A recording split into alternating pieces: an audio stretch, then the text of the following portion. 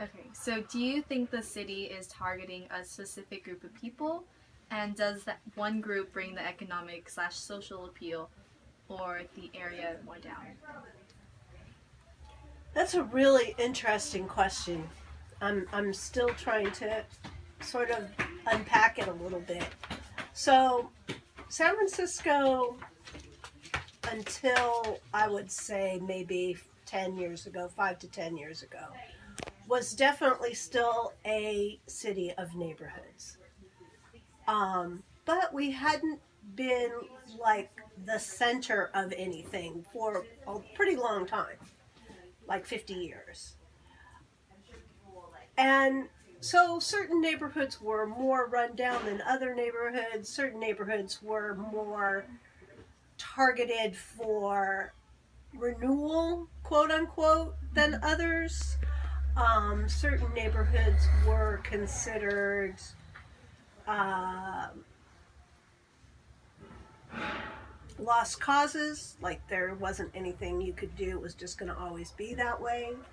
Um, and there's always the official line, which is, um, everybody's being treated the same. Everybody is a citizen of San Francisco, but San Francisco has a long history of turning a blind eye to oppression.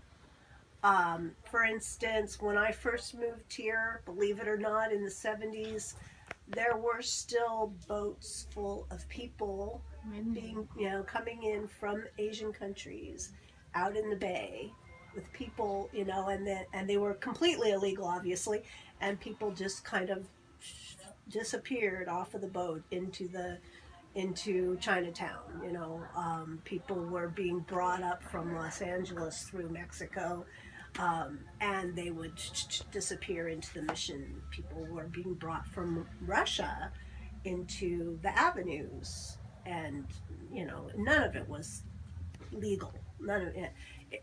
San Francisco has always been sort of the last place that people could go.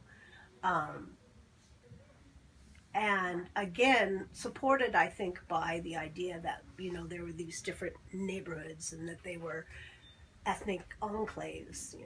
That like, I mean, Chinatown is Chinatown because at one point Chinese people weren't allowed to go in other areas. Mission is the Mission because it was the easiest place for people to live cheaply, so they could go to jobs, service jobs. Mm-hmm. So um, I think that there's a really big difference between how the city treats people on paper and how it is in real life. I think we've done a very efficient job of getting rid of our African American citizens. It's down to like 3% now or something. Six to uh, compared to 15, or when I first got here, things like that. Uh, I think the problem is the marriage of saying, well, if we're a richer city, we'll be a better city.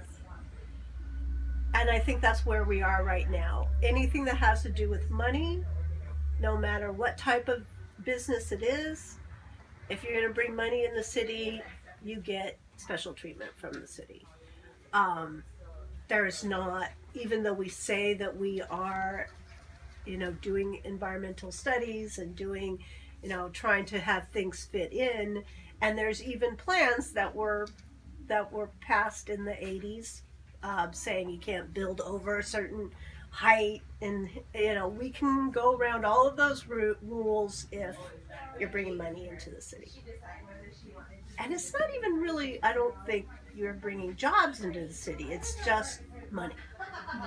So that's, for instance, the Giants, the new stadium, when that was built, all of a sudden there was this huge